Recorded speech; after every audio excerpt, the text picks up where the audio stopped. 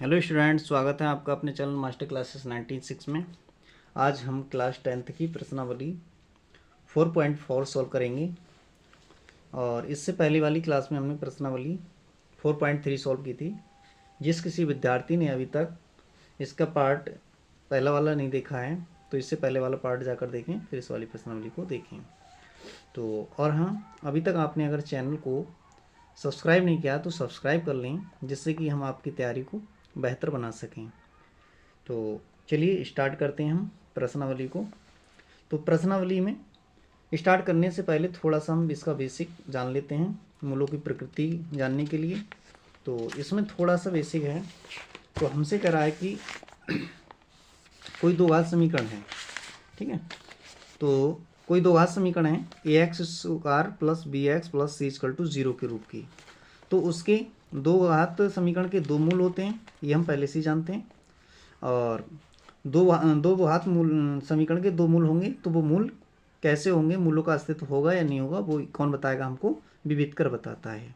तो विवितकर क्या होता है? ये डी बराबर होता है विवितकर, तो B square minus 4 B C. ये क्या हो? अगर जीरो हो, अगर ये जीरो है तो दोनों मूल कैसे होंगे? अलग अलग होंगे और वास्तविक होंगे। यदि यदि क्या हो? बी स्क्वायर माइनस 4ac बराबर जीरो के हो तो दोनों मूल कैसे होंगे? दो मूल बराबर और वास्तविक होंगे। यदि ये इसका मान कितना आ जाए, b square minus 4ac less than zero आ जाए, यानी ऋणात्मक आ जाए, तो मूल कैसे होंगे? इसका कोई मूल वास्तविक नहीं होगा, यानी कि मूल कैसे होंगे? काल्पनिक होंगे। तो ऐसी कंडीशन में हम क्या होगा? मूलों का अस्तित्व नहीं होगा, ठीक है।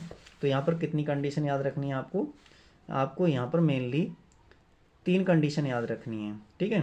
तो कोई समीकरण है यहाँ पर a x square plus b x plus c equal to 0 के रूप की कोई समीकरण है, तो उसमें पहली कंडीशन ये याद रखनी है, उसका विविध कर डी जो है ना, डी अगर क्या आ रहा है? बी स्क्वायर माइनस के 4 ए सी डी बराबर ये होता है, ये हम जानते हैं। ये क्या होता है? विविध कर होता है, विविक्त कर, डिस्क्रिमिनेंट होता है। तो डी से लिखते हैं इसे। तो पहली कंडीशन क्या रहेगी हमारी? पहली कंडीशन, अगर डी का मान क्या आ जाए बेटा?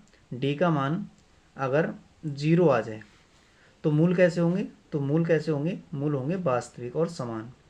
दोनों मूल कैसे होंगे? दोनों मूल वास्तविक व समान होंगे, ठीक है। वास्तविक होंगे और समान होंगे। और यदि विविधकर का मान, दूसरी कंडीशन क्या कहती है? यदि इसका मान क्या आ जाए? बड़ा आ जाए जीरो से, तो दोनों मूल वास्तविक होंगे और कैसे होंगे? असमान होंगे। दोनों मूल कैसे होंगे?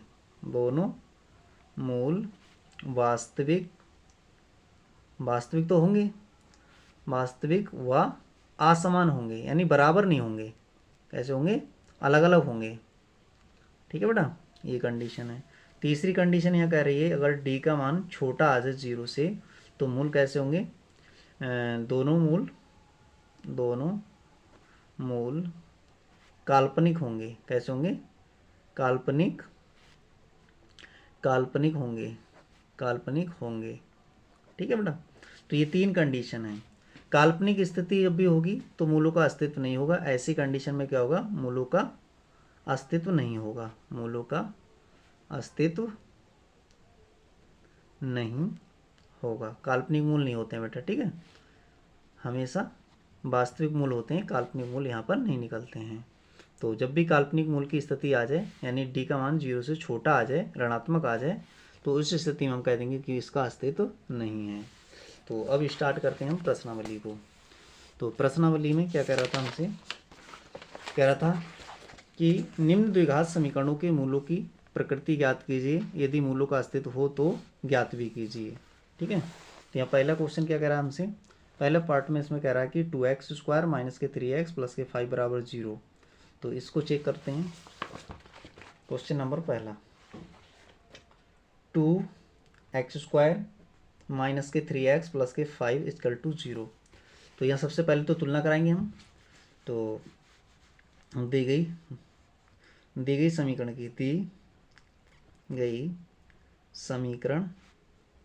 की a x square plus b x plus c equal to 0 से तुलना करने पर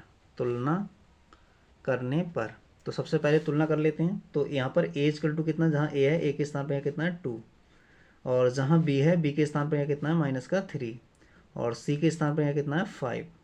ठीक है, ये तुलना हो गई। अब यहाँ पर मैं डिस्क्रिमिनेंट को चेक कर लेता हूँ, डी को, बी स्क्वायर माइनस के 4ac। तो इसका मान कितना आता है देख लेता हूँ। तो b का मान लगाओ -3 का स्क्वायर माइनस के 4a का मान कितना है 2, और c का मान कितना है 5।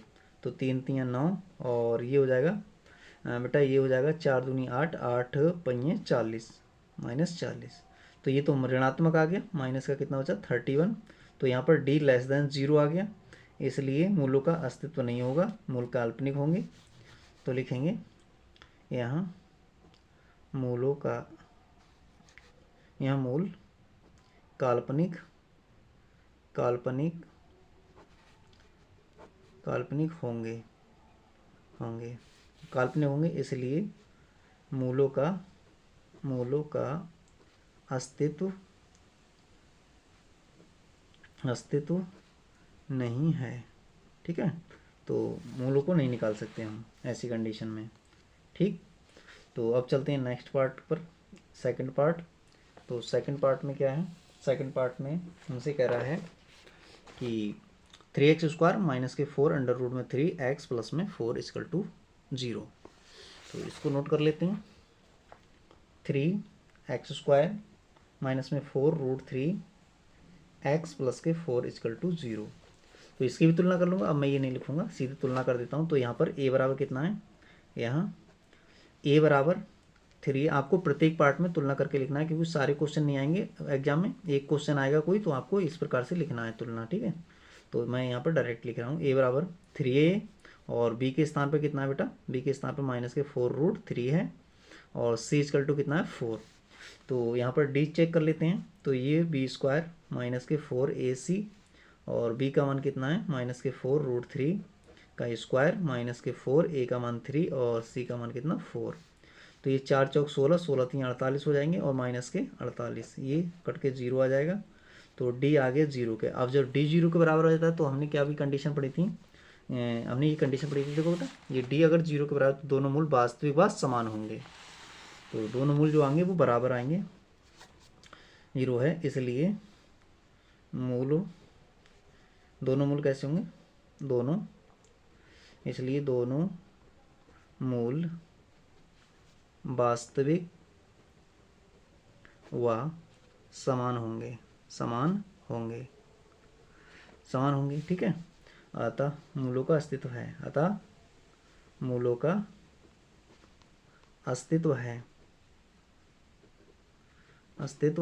अब मूलों का अस्तित्व तो उन्हें ज्ञात करना है। तो मैं यहाँ पर द्विघाती सूत्र लगा देता हूँ। तो द्विघाती सूत्र से, तो द्विघाती सूत्र क्या होता है, ये x में द्विघात समीकरण, तो x इक्वल टू माइनस का b plus minus under root b square minus के 4ac अपॉन में 2a, ये लगा लेता हूँ। तो यहाँ से हो जाएगा बेटा x इक्वल टू b का मान कितना है, b का मान ये है, तो माइनस के 4 root 3 plus minus under root b square, b का मान माइनस के 4 अंडर रूट 3 का स्क्वायर माइनस के 4a का मान कितना है, यहाँ पर a का मान है 3, और b का मान कितना, c का मान कितना है 4, अपॉन में 2a का मान कितना है 3। तो यहाँ से माइनस माइनस प्लस के 4 अंडर रूट में 3 हो जाएगा, और ये प्लस माइनस, और ये हो जाएगा, ये तो अभी सॉल्व किया था, तो ये 48 हो जाएंगे, और ये भी कितना हो जाएंगे 48, 4 चौक 16, 16 3 48, ये कट जाएगा, और अपॉन में ये हो जाएंगे 6, कितना हो जाएंगे 6। तो ये तो 0 हो गया। तो यहाँ बचा 4 अंडर रूट 3 अपॉन में 6, 2 से काट दें, 2 2 4, 2 3 6, तो यहाँ पर कितना बचा 2/2 अंडर रूट 3 अपॉन में 3, दोनों मूल ये होंगे। तो और इसको या फिर ऐसे भी लिख सकते हैं, 2 रूट 3, नीचे जो इसके लिए लिख सकते हैं रूट 3, एक रूट 3 से एक रूट 3 कट जाएगा, तो 2 अपॉन में रूट 3। तो इसके ये दो मान हो जाएंगे x का, ये एक मान आया, लेकिन दोनों मान कितने होंगे a। तो लिखेंगे अतः द्विघात समीकरण के मूल कितने होंगे, 2 अंडर रूट 3 और 2 अंडर रूट 3 हैं। ठीक है, दोनों मूल एक बराबरी होंगे। तो नेक्स्ट पार्ट पे चलते हैं अब। थर्ड पार्ट पे। तो थर्ड पार्ट में क्या है, थर्ड पार्ट को देख लेते हैं। थर्ड पार्ट में लिखा है, कह रहा है कि 2x² माइनस 6x प्लस के 3 बराबर 0। इसके मूल चेक करने हैं पहले, तो मूलों का अस्तित्व है या नहीं है। तो विविधकर बताता है मुझे, ये बात कौन बताता है, विविधकर। तो मैं इसका सबसे पहले विविधकर चेक कर लेता हूँ। तो तुलना करेंगे तो यहाँ पर a बराबर कितना है, जहाँ a होता है उसके स्थान पर 2, और जहाँ b होता है उसके स्थान पर कितना है माइनस के 6, और c के स्थान पर यहाँ पर कितना है 3। तो ठीक है बेटा, ये तुलना होगी। तो यहाँ पर d को चेक कर लेता हूँ, b² माइनस के 4ac। तो b का मान यहाँ पर माइनस के 6 का स्क्वायर, और यहाँ पर हो जाएगा बेटा कितना माइनस के 4a का मान कितना हो जाएगा यहाँ 2, और c का मान कितना हो जाएगा यहाँ 3, ये हो जाएगा। तो ये यहाँ से बेटा कितना हो जाएगा, यहाँ से 6 छंग 36, और ये हो जाएगा 6 चौक 24। यहाँ से ये बचेगा कितना बेटा, यहाँ से बचेगा 12, कितना बचेगा 12, ये बच गया डी का मान। तो डी का मान क्या आया यहाँ पर, डी ग्रेटर देन 0। डी 12 जो होता है 0 से ज़्यादा होता है, इसलिए क्या होगा, मूलों का दोनों मूल कैसे होंगे, इसलिए दोनों मूल वास्तविक व असमान होंगे, असमान होंगे यानी बराबर नहीं होंगे। ठीक है, अतः मूलों का अस्तित्व है, अस्तित्व है। जब मूलों का अस्तित्व तो उन्हें ज्ञात भी करना है, और हम द्विघाती सूत्र से ज्ञात कर लेते हैं। तो द्विघाती सूत्र से, तो द्विघाती सूत्र क्या होता है, x = माइनस का b plus minus under root b² minus के 4ac अपॉन में 2a। यहाँ से b का मान कितना है, b का मान माइनस के 6 है, तो माइनस के 6 plus minus under root minus 6 का स्क्वायर माइनस के 4a। a का मान कितना है, a का मान है 2, और c का मान कितना है 3 अपॉन में 2, a का मान कितना है 2। यहाँ से ये हो जाएंगे प्लस के 6 माइनस माइनस प्लस हो जाएगा, प्लस माइनस अंडर रूट 6 छंग 36, और ये 6 चौक 24, और अपॉन में कितना हो जाएंगे 2 दूनी 4। तो यहाँ से क्या हो जाएगा, ये 6 प्लस माइनस अंडर रूट, यहाँ से कितने 12 बचेंगे, यहाँ से 4। ठीक है, तो अब यहाँ पर क्या हो जाएगा बेटा, यहाँ से इसको इसमें से बाहर निकालते हैं, कितना आ जाएगा, ये 2 बाहर आ जाएगा, अंडर रूट में 3 और अपॉन में 4। 2 को कॉमन ले लेते हैं, तो यहाँ बचेगा 3 प्लस माइनस अंडर रूट में 3 और अपॉन में 4। यहाँ से 2 से काट देते हैं, तो ये 2 आ जाएगा यहाँ पर, तो 3 plus minus under root 3 upon में 2। तो x के ये यहाँ पर 2 मान आ गए, इसमें कितने मान हैं, 2 मान है। एक तो x बराबर कितना है 3 प्लस अंडर रूट 3 प्लस 2, और एक x बराबर कितना है इसमें 3 माइनस के अंडर रूट 3 अपॉन में 2। ये 2 मान आए हैं बेटा। ठीक है, तो लिख देते हैं, अतः द्विघात समीकरण के मूल, द्विघात समीकरण के मूल कितने हो गए, 3 प्लस अंडर रूट 3 अपॉन में 2 व 3 माइनस के रूट 3 अपॉन में 2 हैं, ये हो जाएंगे। ठीक है बेटा, तो ये क्वेश्चन कंप्लीट हो गया। अब चलते हैं क्वेश्चन नंबर 2 पर। तो क्वेश्चन नंबर 2 में हमसे क्या कह रहा है, कह रहा है कि निम्न प्रत्येक द्विघात समीकरण में k का ऐसा मान ज्ञात कीजिए कि उनके 2 बराबर मूल हों। ठीक है, तो कौन सा प्रतिबंध लगाना है मुझे, जिसमें मूल बराबर हों। तो कह रहा है 2x² प्लस kx प्लस 3 बराबर 0। तो लिख लेता हूँ मैं क्वेश्चन नंबर 2 का पहला पार्ट। तो दूसरे के पहला पार्ट में लिखा है 2x² प्लस में kx प्लस का 3 = 0। तो इसकी तुलना कराऊंगा मैं। तो दी गई समीकरण की ax² प्लस में bx प्लस c = 0 से तुलना करेंगे तो यहाँ पर a बराबर कितना हो जाएगा, a बराबर 2, जहाँ a है उसके स्थान पर 2, और b के स्थान पर कितना है, जहाँ b है उसके स्थान पर k, और c के स्थान पर, जहाँ c उसके स्थान पर कितना है 3। तो मूल बराबर होने का प्रतिबंध क्या है, मूल बराबर होने का प्रतिबंध, क्या प्रतिबंध मूल बराबर होने का, हम जानते हैं बी स्क्वायर माइनस के 4ac बराबर 0 हो तो मूल बराबर होते हैं। दोनों मूल कैसे होते हैं? बराबर। तो यहाँ पर b का मान लगा देते हैं, तो k का स्क्वायर माइनस के 4 और a का मान कितना है 2, c का मान कितना है यहाँ से 3 बराबर में 0। तो k स्क्वायर ये हो जाएंगे 6 चौक 24, 24 बराबर में 0। तो यहाँ से k स्क्वायर इक्वल टू कितना हो जाएगा 24। तो k इक्वल टू कितना हो जाएगा अंडर रूट 24 और k बराबर इसमें से बाहर आएगा कितना 2 अंडर रूट 6 चौक 24। ठीक है, इतना हो जाएगा। ठीक है, तो ये आ जाएगा k का मान। किसका मान आ जाएगा? k का। तो यहाँ पर लिख देता हूँ, यहाँ से प्लस माइनस भी लिख दो। तो लिखूँगा अतः मूल बराबर होने के लिए k बराबर प्लस माइनस 2 रूट 6 होना चाहिए। जब इतना होगा k का मान तभी मूल बराबर होंगे।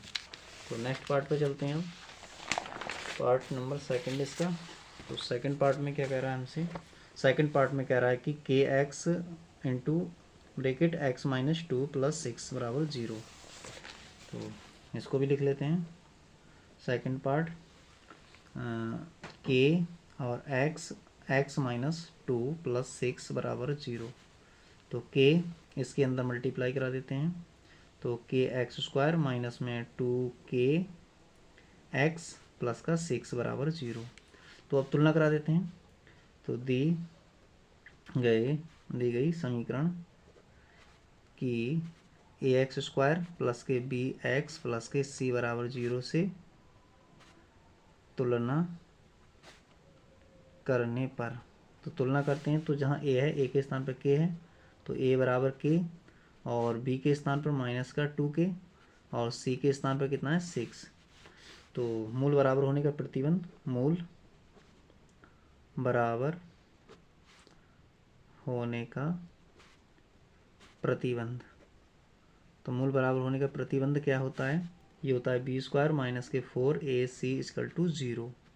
ठीक है, तो यहाँ बी का मान लगा देता हूँ माइनस के 2k का स्क्वायर माइनस के 4, ए का मान कितना है k और सी का मान कितना है 6 इक्वल टू 0। ये हो जाएंगे 2 दूनी 4, के स्क्वायर माइनस के 4 छंग 24, 24 के इक्वल टू 0। यहाँ से 4k कॉमन आ रहा है तो यहाँ k माइनस के 6 इक्वल टू 0। तो ये 4k को 0 को बराबर रख देता हूँ। यदि 4k इक्वल टू 0 तो k इक्वल टू क्या आ गया 0। तो k का मान या तो 0 हो या फिर यदि k माइनस 6 इक्वल टू 0 तो k बराबर कितना हो 6 हो। तो मूल बराबर होने के लिए दो ही कंडीशंस हैं, या तो k का मान यहाँ पर 0 हो जाए तो मूल बराबर होंगे। ठीक है, और यहाँ पर k का मान जैसे 0 होगा ये तो सब 0 हो जाएगा, क्या बचेगा केवल 6। तो भाई k का मान 0 तो संभव है नहीं, तो k का मान क्या संभव है? k का मान 6 संभव है। ठीक है, तो अतः k बराबर 6, अतः मूल बराबर होने के लिए k बराबर 6 होना चाहिए। ठीक है बेटा, ये होना चाहिए। तो अब चलते हैं क्वेश्चन नंबर 3 पर। 3 में क्या लिखा है? क्वेश्चन नंबर 3 को देख लेते हैं। 3 में हमसे कह रहा है क्या एक ऐसी आम की बगिया बनाना संभव है जिसकी लंबाई चौड़ाई से दोगुनी हो और उसका क्षेत्रफल 800 मीटर स्क्वायर हो? यदि है तो उसकी लंबाई और चौड़ाई ज्ञात कीजिए। तो देखिए मैं मान लेता हूँ इसको। क्वेश्चन नंबर 3, माना कि क्या कह रहा था, एक आम की बगिया का बनाना संभव है जिसकी लंबाई चौड़ाई से दोगुनी हो। तो मान लेता हूँ उस बगिया की लंबाई को मान लेता हूँ। माना आम की बगिया की चौड़ाई को मान लिया मैंने, क्या है x मीटर है, x मीटर मान लिया। तो लंबाई उसकी चौड़ाई से कितनी है? दोगुनी है। तब लंबाई क्या हो जाएगी? चौड़ाई से दोगुनी, ये चौड़ाई है, चौड़ाई की कितनी है? दोगुनी है। तो चौड़ाई x मानिए इंटू 2, तो 2x आ गई। अब हमसे कह रहा था बगिया का क्षेत्रफल दे रखा है, तो बगिया का क्षेत्रफल, बगिया का क्षेत्रफल कितना दे रखा है 800 मीटर स्क्वायर, ये दे रखा है। तो प्रश्न अनुसार चलते हैं अब हम, प्रश्न अनुसार तो प्रश्न अनुसार चलते हैं। कोई आयताकार बगिया है, अगर कोई बगिया है तो बगिया क्या होती है, बगिया का क्षेत्रफल कैसे निकलता है, जो क्षेत्रफल होता है चाहे आयत हो वर्ग हो तो क्या होता है लंबाई गुणा चौड़ाई, ये होता है क्षेत्रफल, ठीक है। अगर वर्ग क्या होता है, वर्ग में क्या होता है कि लंबाई चौड़ाई दोनों बराबर होती तो उसमें भी लंबाई चौड़ाई है, ठीक है बेटा। तो यहाँ पर क्या हो जाएगा, ये दे रखा है 800 मीटर स्क्वायर। तो यहाँ पर लंबाई कितनी दे रखी है, लंबाई दे रखी है 2x और चौड़ाई दे रखी है x। तो यहाँ से ये मीटर में मीटर स्क्वायर से मीटर स्क्वायर कैंसिल हो जाएगा, क्या हो जाएगा मीटर स्क्वायर। तो इधर 800 मीटर स्क्वायर, तो मीटर स्क्वायर से मीटर स्क्वायर कैंसिल हो जाएगा, ये 2 से ही काट ले रहे हैं, कितना आ जाएगा 400। तो एक्स स्क्वायर हो जाएगा, यहाँ पर बचेगा 400। अब यहाँ से बेटा क्या हो जाएगा, इसका वर्गमूल ले लेता हूँ, तो यहाँ से वर्गमूल लूँगा तो ये आ जाएगा अंडर रूट 400। तो यहाँ से बाहर आएगा तो कितना आएगा प्लस माइनस के 20। तो यहाँ से क्या आ गई, एक्स का मान कितना आ रहा है बेटा, एक्स का मान आ रहा है 20।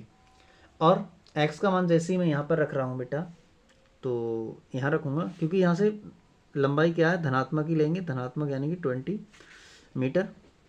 जैसे ही यहाँ पर रखूँगा तो चौड़ाई क्या हो जा रही है, दोगुनी हो रही है, ठीक है। चौड़ाई लंबाई क्या हो रही है, दोगुनी हो रही है, चौड़ाई आई है।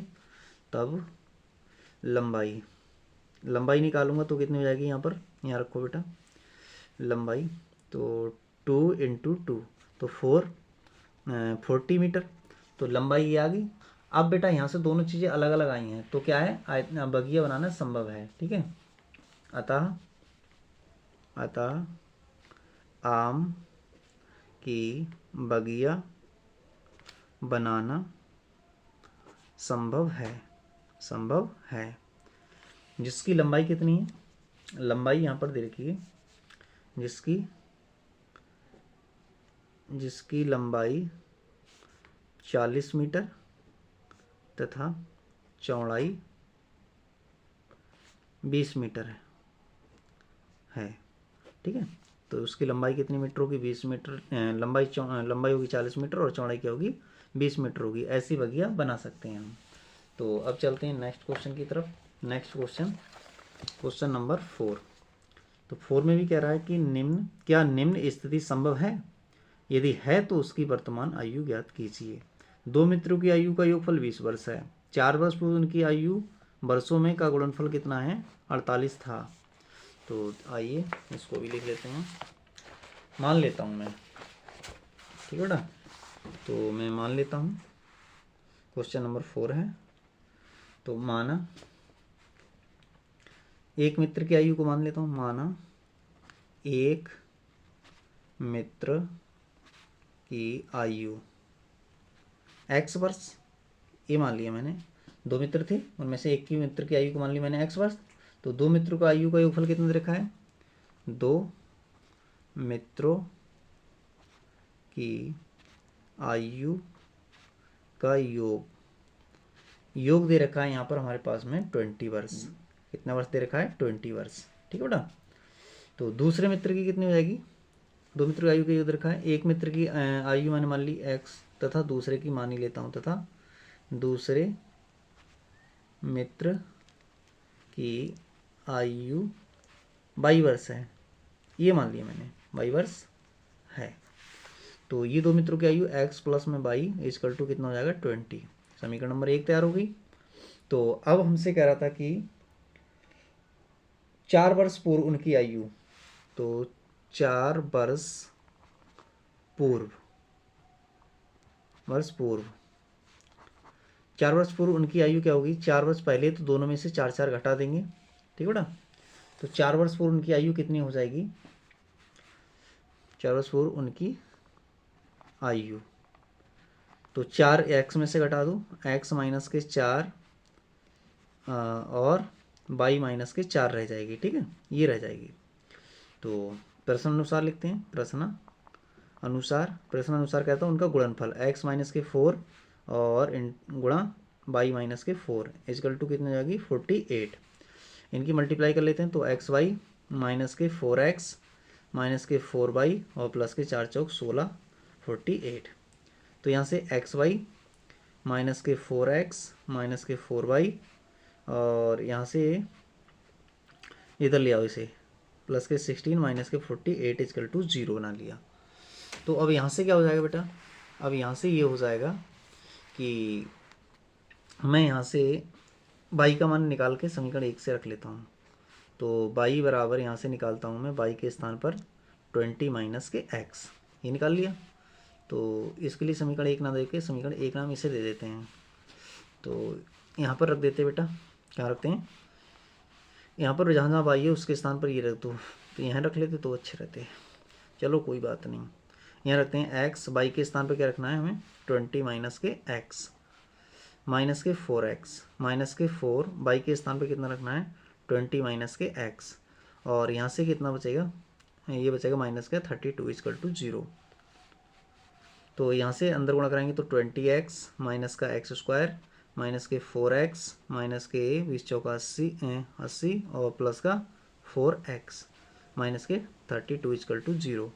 तो यहाँ से देखिए 4x से 4x कैंसिल हो रहे हैं, तो यहाँ पर यहाँ हो रहा है 20x माइनस का x स्क्वायर और ये जोड़कर कितना हो रहा है, ये हो रहा है 112 बराबर में 0।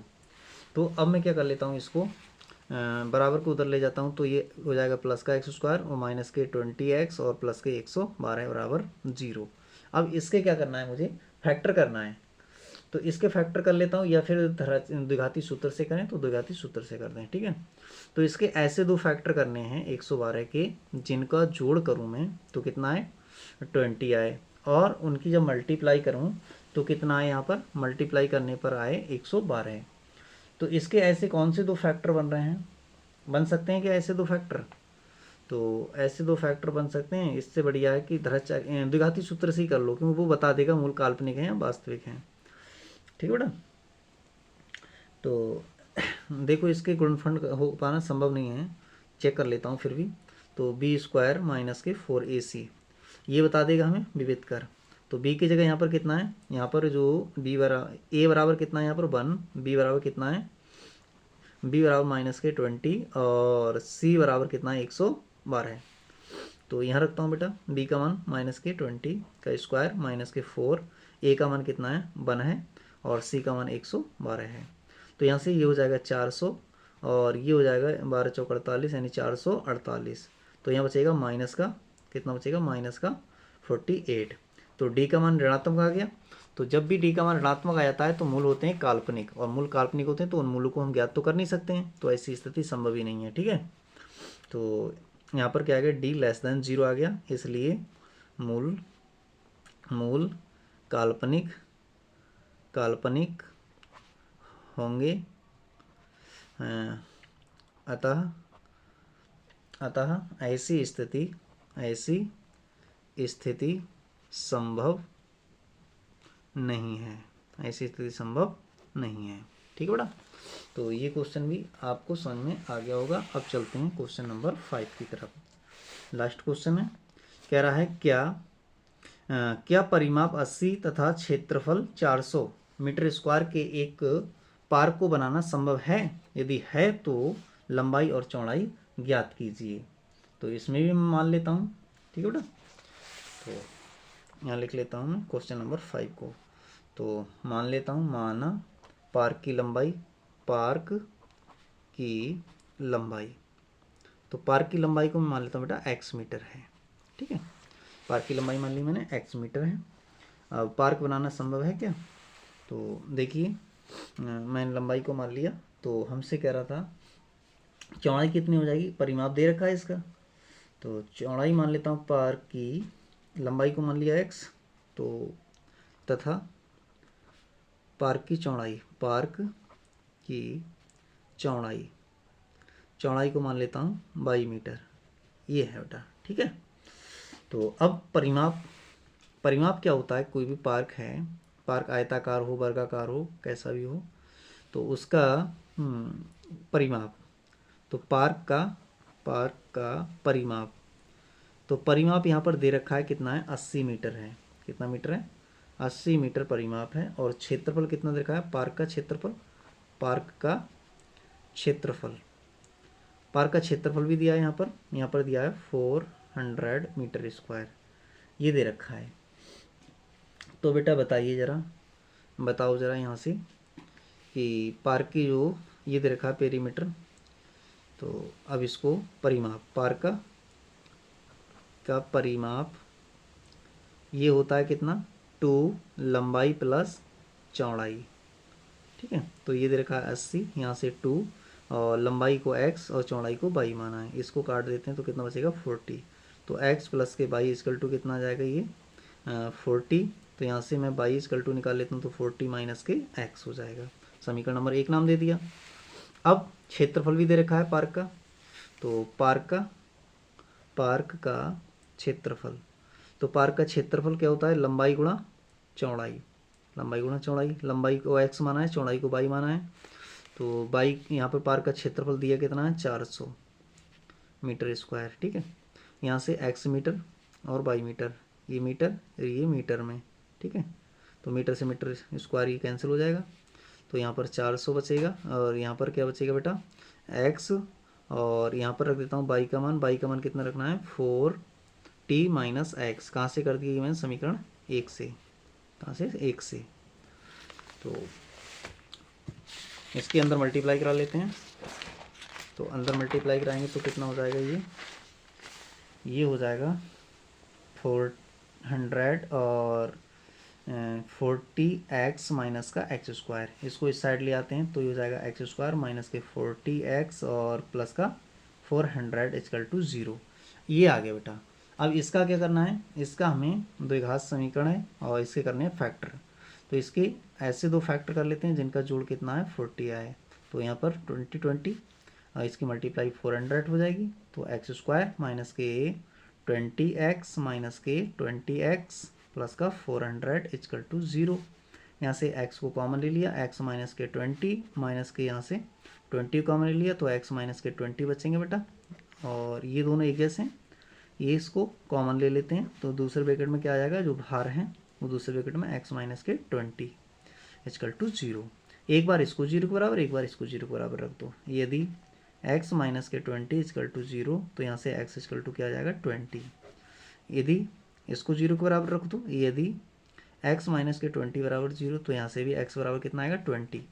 तो यहाँ से ये क्या आ रही है बेटा, दोनों से बराबर आ रहे हैं। तो ये क्या चीज़ है, ये है ना, मैंने क्या माना था, ये लंबाई को माना था। किसको माना था, मैंने माना था ये लंबाई को। ठीक है, लंबाई को x। तो इसका मान समीकरण 1 में रख देते हैं। क्या रख देते हैं, समीकरण 1 में।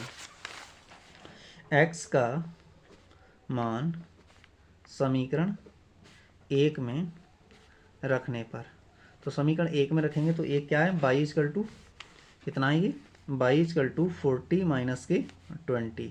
तो यहाँ से y इक्वल टू क्या आ गया 20 मीटर। ठीक है, तो x और y दोनों बराबर बराबर आ गए।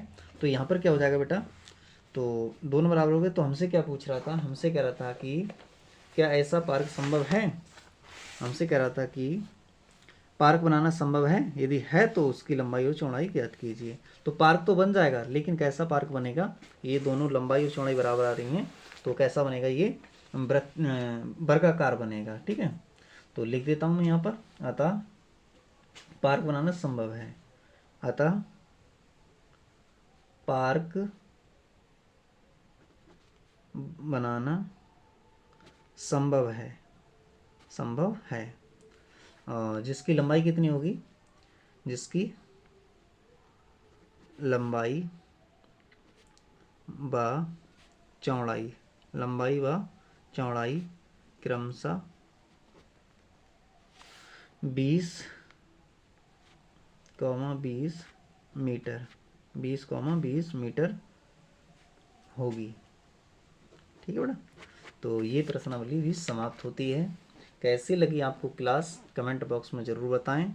अगर आपको कहीं पर भी कोई डाउट है तो कमेंट करें, मैं आपका कमेंट बॉक्स में रिप्लाई ज़रूर करूँगा।